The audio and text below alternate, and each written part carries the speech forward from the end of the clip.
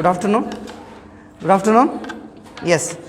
So ಹಾಗಿದ್ರೆ previous class we are discussing about the budget concepts. Okay. So budget concepts ನಿನ್ನೆ ಏನೇನು discuss ಮಾಡೋದು ಸಣ್ಣ glance and online students also very good afternoon. Okay, I hope online students ಎಲ್ಲ join ಆಗಿದ್ದೀರಿ ಅನ್ಕೋತೀನಿ. Yes, online students good afternoon. Okay ಅಂತಂದರೆ discuss ಮಾಡ್ತಾ ಬರ್ತಾ ಇದ್ದೀವಿ. ಎಸ್, ಹಾಗಿದ್ರೆ ವೆರಿ ಇಂಪಾರ್ಟೆಂಟ್ಲಿ ಕೆಲವೊಂದಿಷ್ಟು ಬಜೆಟ್ಗೆ ನಾವೇನು ಕರಿತೀವಿ, ಕೆಲವೊಂದಿಷ್ಟು ಅವುಗಳ ಸ್ಪೆಷಾಲಿಟಿಗಳ ಆಧಾರದ ಮೇಲೆ ಕೆಲವೊಂದು ಬಜೆಟಿಗೆ ಕೆಲವೊಂದು ಹೆಸರು ಕರಿತೀವಿ ನಾವು. Say for example 1968 Morarji Desai ಅವರು ಮಂಡಿಸಿದ ಬಜೆಟ್ ನಾವು ಪೀಪಲ್ ಸೆಂಟ್ರಿಕ್ ಬಜೆಟ್ ಅಂತ ಹೇಳಿ ಕರಿತೀವಿ. Yes, first one is people centric budget. Yes ಅಂದರೆ ನಾವು ಕನ್ನಡಕ್ಕೆ ಅದಕ್ಕೆ ನಾವು ಜನಕೇಂದ್ರಿತ ಬಜೆಟ್ ಅಂತ ಹೇಳಿ ಕರಿತೀವಿ. ಜನಕೇಂದ್ರಿತ budget. Yes, people centric budget. Okay, people centric budget. So ಯಾರು ಮಂಡನೆ ಮಾಡ್ತಾರಪ್ಪ ಅಂತಂದರೆ, ಎಸ್, ಮೊರಾರ್ಜಿ ದೇಸಾಯಿ. ಯಾರು ಮಂಡನೆ ಮಾಡಿದರು? Morarji Desai. When in the year of 1968. ಯಾವಾಗ? 1960. He was a finance minister under Indira Gandhi government. ಇವರು ಇಂದಿರಾ ಗಾಂಧಿ ಗೌರ್ಮೆಂಟಲ್ಲಿ ಏನಾಗಿರ್ತಾರಪ್ಪ ಅಂತಂದರೆ ಫಿನಾನ್ಸ್ ಮಿನಿಸ್ಟರ್ ಆಗಿ ಕೆಲಸ ಮಾಡ್ತಿರ್ತಾರೆ. Y this budget is called as people centric budget. ಓಕೆನಾ? ಸೊ ಹಾಗಿದ್ರೆ ಯಾಕೆ ಈ ಬಜೆಟನ್ನು ನಾವು ಪೀಪಲ್ ಸೆಂಟ್ರಿಕ್ ಬಜೆಟ್ ಅಂತ ಹೇಳಿ ಕರಿತೇವೆ ಅಂತಂದರೆ, ಸಿಂಪಲಿ ಇಲ್ಲಿ ಮುಖ್ಯವಾಗಿ ಸೊ ಇನ್ ದಿಸ್ ಬಜೆಟ್ ಒಳಗೆ ದೇಶದ ಎಲ್ಲ ಕಮ್ಯುನಿಟಿಗಳನ್ನು ಕೂಡ ಅವ್ರು ಏನು ಮಾಡ್ತಾರಪ್ಪ ಅಂದ್ರೆ ಈಕ್ವಲಾಗಿ ಟ್ರೀಟ್ ಮಾಡ್ತಾರೆ. Like tax payers, non tax payers, lower category of the society, ಅಥವಾ ಸೊ ನೆಕ್ಸ್ಟ್ ಏನು ಕರಿತೀವಿ ದಲಿತ್ಸ್, ಅಂದರೆ ಎಲ್ಲ ಕಮ್ಯುನಿಟೀಸ್ ಅಂತೇನು ಕರಿತೀವಲ್ಲ, ಎಲ್ಲ ಕಮ್ಯುನಿಟೀಸ್ಗೂ ಕೂಡ ಏನು ಮಾಡ್ತಾ ಹೋಗ್ತಾರೆ ಅಂತಂದರೆ ಈಕ್ವಲ್ ಪ್ರಯಾರಿಟಿ ಕೊಡ್ತಾರೆ. ಈಗ ಯೂಶ್ವಲಿ ಏನಾಗ್ತದೆ, ಒಂದು ಬಜೆಟ್ ಮಂಡನೆ ಆದಾಗ ಒನ್ ಗ್ರೂಪ್ ಆಫ್ ದ ಕಮ್ಯುನಿಟಿಗೆ that budget is very happy. ಇನ್ನು ಕೆಲವೊಂದು ಗ್ರೂಪ್ ಆಫ್ ಕಮ್ಯುನಿಟಿಗೆ ಏನಾಗ್ತದಪ್ಪ ಅಂದರೆ ಆ ಬಜೆಟ್ ಕಷ್ಟ ಆಗ್ತದೆ. ಸೊ ಬಟ್ ಇಲ್ಲೇನು ಮಾಡ್ತಾರಪ್ಪ ಅಂತಂದರೆ, you was try to balance all category of the societies in the this nation. ಈ ದೇಶದಲ್ಲಿ ಮೊರಾರ್ಜಿ ದೇಸಾಯಿ ಏನು ಟ್ರೈ ಮಾಡ್ತಾರೆ ಅಂತಂದರೆ, ಎಸ್, ಎಲ್ಲರನ್ನೂ ಕೂಡ ಬ್ಯಾಲೆನ್ಸ್ ಮಾಡಲಿಕ್ಕೆ ಟ್ರೈ ಮಾಡ್ತಾರೆ. ಹಾಗಾಗಿ ಇವ್ರು ಮಂಡಿಸಿದ ಬಜೆಟ್ಗೆ we call it as a people centric budget. It was presented in 1968 by Morarji Desai. He was the first non-Congress Prime Minister in this nation. ಜೊತೆಗೆ highest time, yes, he was first non-Congress Prime Minister.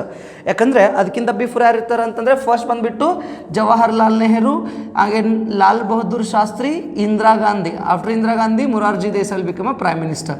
So ಇವರೆಲ್ಲ ಕೂಡ ಏನಾಗಿರ್ತಾರಪ್ಪ ಅಂದರೆ Congress peoples ಆಗಿರ್ತಾರೆ. he was the first non-Congress Prime Minister. ಓಕೆನಾ? ಜೊತೆಗೆ by Janata government. ಯಾರು ಎಲ್ಲಿಂದ ಆಗ್ತಾರಪ್ಪ ಅಂತಂದರೆ, ಇವರು ಜನತಾ ಗೌರ್ಮೆಂಟಿಂದ ಪ್ರೈಮ್ ಮಿನಿಸ್ಟರ್ ಆಗಿ ಕೆಲಸ ಮಾಡ್ತಾರೆ. ಸೊ ಇವರು 1968 ಮಂಡಿಸಿದ ಬಜೆಟಿಗೆ ನಾವೇನು ಕರಿತೀವಪ್ಪ ಅಂತಂದರೆ, very importantly people centric budget ಅಂತ ಹೇಳಿ ಕರಿತೀವಿ. Yes, important point. So second one is black budget ಅಂತ ಹೇಳಿ ಕರಿತೀವಿ. Very very important. Black budget ಅಥವಾ ಕಪ್ಪು ಬಜೆಟ್ ಅಂತ ಹೇಳಿ ಕರೆದ್ವಿ. ಎಸ್, ಬ್ಲ್ಯಾಕ್ ಬಜೆಟ್ ಅಥವಾ ಕಪ್ಪು budget. Yes, very importantly black budget ಅಥವಾ ಕಪ್ಪು ಬಜೆಟ್. ಸೊ ಹಾಗಾದರೆ ಈ ಬ್ಲ್ಯಾಕ್ ಬಜೆಟನ್ನು ಯಾರು ಪ್ರೆಸೆಂಟ್ ಮಾಡ್ತಾರಪ್ಪ ಅಂತಂದರೆ, Yashwant Rao Chavan. Yes, very important. Yashwant Rao Chavan. Yes, very importantly Yashwant Rao Chavan ಅವ್ರು ಏನು ಮಾಡ್ತಾರಪ್ಪ ಅಂತಂದರೆ ಈ ಬ್ಲ್ಯಾಕ್ ಬಜೆಟನ್ನು ಪ್ರೆಸೆಂಟ್ ಮಾಡ್ತಾರೆ in the year of 1973. Very important. In the year of 1973. ಯಾವಾಗ? 1973. Why this budget is going to called as a black budget? Because for the first time in this nation, the highest budget deficit ಯಾರ್ದಾಗ್ತದಪ್ಪ ಅಂದರೆ ಇವ್ರದ್ದಾಗ್ತದೆ. Budget deficit we already discuss about types of budget. ನೀನು ಏನು ಮಾಡಿದೀಪ್ಪ ಅಂತಂದರೆ, types of ಬಜೆಟಲ್ಲಿ surplus budget, deficit budget ಮತ್ತು balanced budget ಬಗ್ಗೆ ಡಿಸ್ಕಸ್ ಮಾಡಿದ್ವಿ. ಓಕೆನಾ? ಎಷ್ಟು ಡೆಫಿಸಿಟ್ ಆಗ್ತದೆ ಇವ್ರದ್ದು ಬಜೆಟ್ ಅಂತಂದರೆ 530 crore. ಎಷ್ಟು ಆಗ್ತದೆ? ಎಸ್, 530 crore rupees ಏನಾಗ್ತದಪ್ಪ ಅಂತಂದ್ರೆ ಡೆಫಿಸಿಟ್ ಆಗ್ತದೆ. ಸೊ ಇಟ್ ಮೀನ್ಸ್ ಏನಪ್ಪ ಅಂತಂದರೆ, ಅಲ್ಲಿ ನಮ್ಮದು ಇನ್ಕಮ್ಸ್ಗಳಿಗಿಂತ ಎಕ್ಸ್ಪೆಂಡಿಚರ್ಸ್ ಏನಾಗ್ತದಪ್ಪ ಅಂತಂದರೆ ಜಾಸ್ತಿ ಇರೋದ್ರಿಂದ this budget is considered as a black budget. It was presented in the 1973 by Yashwant Rao Chavan. ಏನವ್ರ ಹೆಸರು? ಯಶವಂತ್ ರಾವ್ ಚೌಹಾಣ್.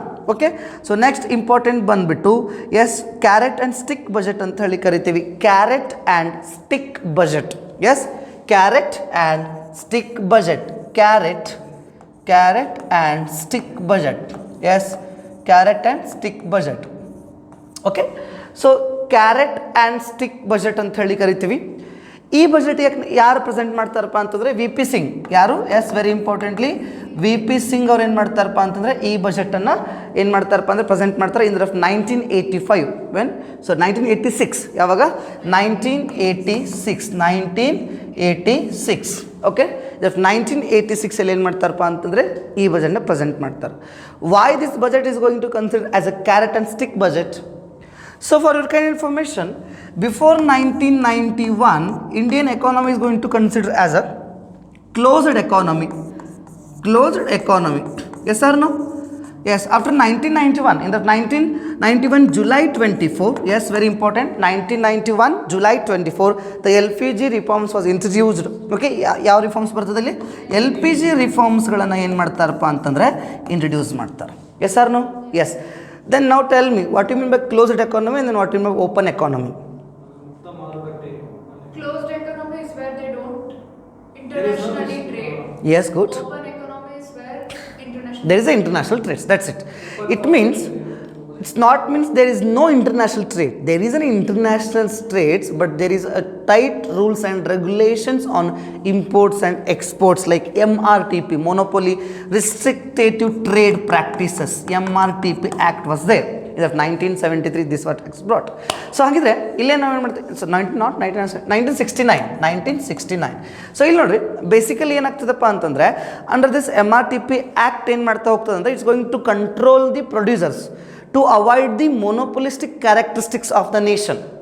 ಎಸ್, ಅಂದರೆ ಇಲ್ಲೇನು ಮಾಡೋದಪ್ಪ ಅಂದರೆ ಮೊನೋಪೊಲಿ ಇರುವಂಥ ಕ್ಯಾರೆಕ್ಟರಿಸ್ಟಿಕ್ಸ್ಗಳನ್ನು ಏನು ಮಾಡಬೇಕು? ರೆಡ್ಯೂಸ್ ಮಾಡಬೇಕು. ಸೊ ಯಾವಾಗ ಪ್ರೊಡಕ್ಷನಲ್ಲಿ ಅಥವಾ ಮಾರ್ಕೆಟಲ್ಲಿ ಮೊನೋಪೊಲಿ ಕಾನ್ಸೆಪ್ಟ್ ಬರ್ತದಲ್ಲ ಅವಾಗ ಏನಾಗ್ತದಪ್ಪ ಅಂತಂದರೆ ಕನ್ಸ್ಯೂಮರ್ ಮೇಲೆ ಇಂಪ್ಯಾಕ್ಟ್ ಆಗ್ತದೆ.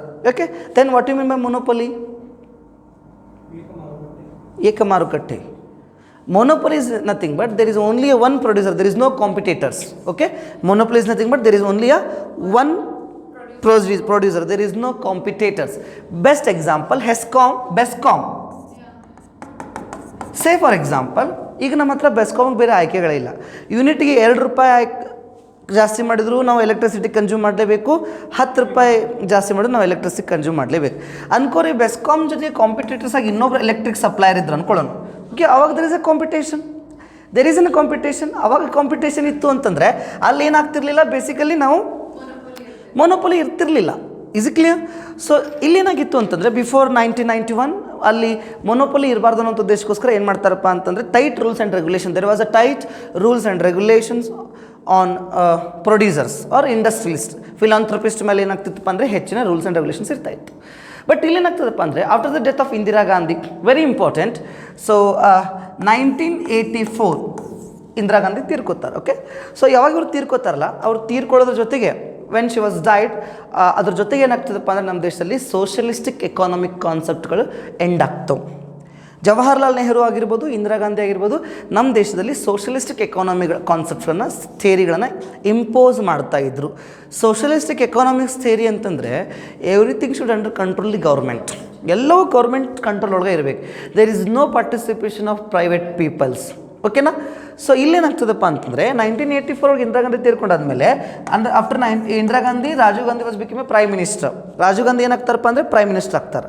ರಾಜೀವ್ ಗಾಂಧಿರು ಪ್ರೈಮ್ ಮಿನಿಸ್ಟರ್ ಆದಮೇಲೆ ಏನು ಮಾಡ್ತಾರಪ್ಪ ಅಂದರೆ ಸಣ್ಣದಾಗಿ, ಅಂದರೆ ಸ್ವಲ್ಪ ಪ್ರಮಾಣದಲ್ಲಿ ಸ್ಟೆಪ್ ಬೈ ಸ್ಟೆಪ್ ಏನು ಮಾಡ್ತಾರಪ್ಪ ಅಂತಂದರೆ ಪ್ರೈವೇಟ್ ಪೀಪಲ್ಸ್ಗೆ ಅಪಾರ್ಚುನಿಟಿ ಕೊಡಲಿಕ್ಕೆ, ಅಂದರೆ ಎಲ್ಲವೂ ಸರ್ಕಾರದ ಕೈಗೆ ಇರೋದು ಬೇಡ, ಅದ್ರ ಜೊತೆಗೆ ಪ್ರೈವೇಟ್ ಪೀಪಲ್ಸ್ಗೂ ಕೂಡ ಅಪಾರ್ಚುನಿಟಿ ಕೊಡಬೇಕು ಅನ್ನುವಂಥ ಇಂಟೆನ್ಷನ್ ಇಟ್ಕೊಂಡು ಅವ್ರೇನು ಮಾಡ್ತಾರಪ್ಪ ಅಂದರೆ ಕೆಲವೊಂದಿಷ್ಟು ರಿಫಾರ್ಮ್ಸ್ಗಳನ್ನ ಇಂಟ್ರೊಡ್ಯೂಸ್ ಮಾಡ್ತಾರೆ.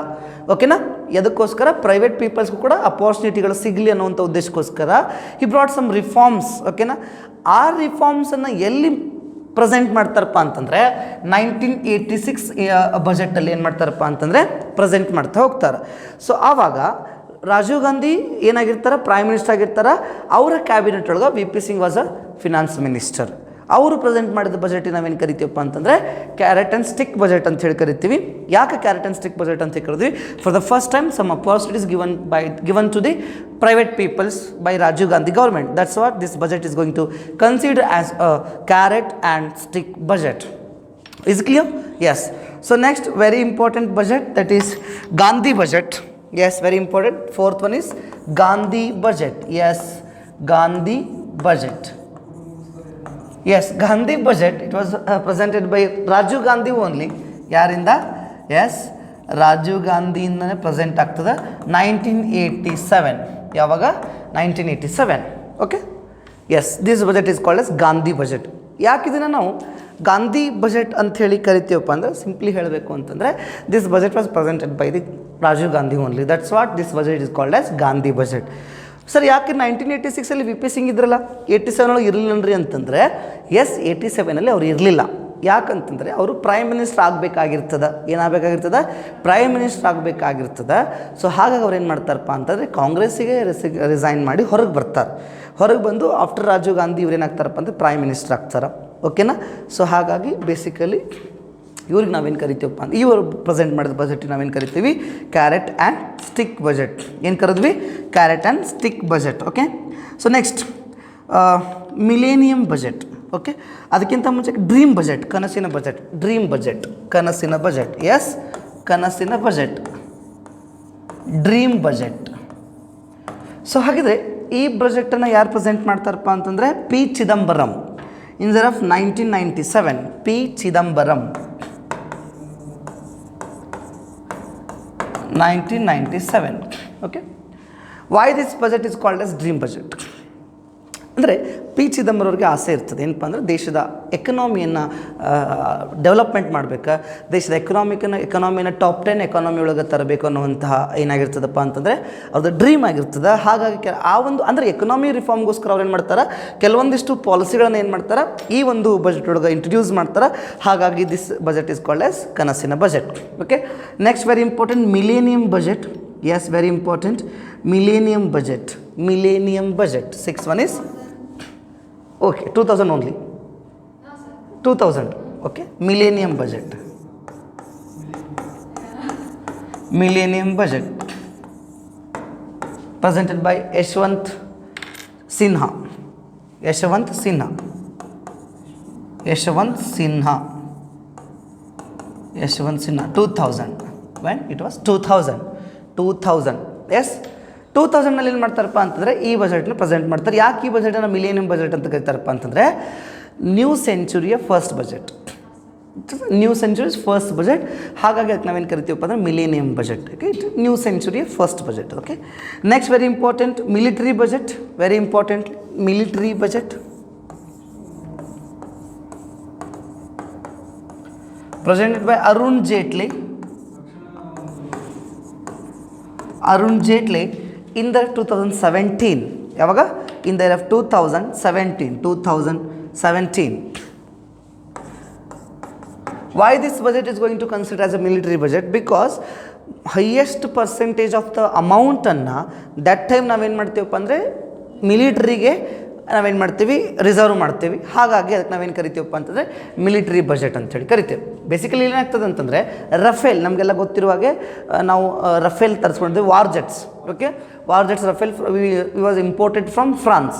ಸೊ ಅದಕ್ಕೋಸ್ಕರ ನಾವೇನು ಮಾಡ್ತೀವಪ್ಪ ಅಂದರೆ ಇಲ್ಲಿ ಕೆಲವೊಂದಿಷ್ಟು ದುಡ್ಡನ್ನು ತೆಗೆದಿರ್ತೀವಿ. ಸೊ ಹಾಗಾಗಿ this budget is called as military budget. And finally last one 8th one that is green budget. Green budget.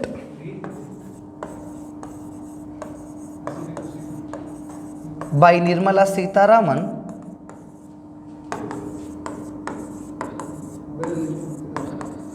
2019. Yavaga?